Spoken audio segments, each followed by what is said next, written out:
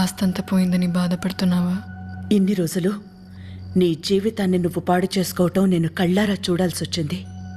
కానీ నీ పిల్లల్ని, వాళ్ళ భవిష్యత్తును కూడా నువ్వు పాడు చేస్తుంటే నేను చూస్తూ ఊరుకోలేను.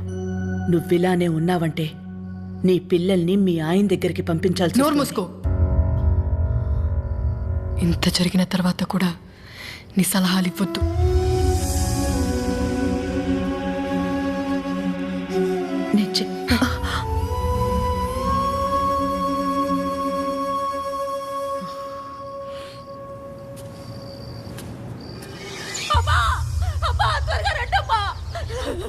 చివరకు మిగిలి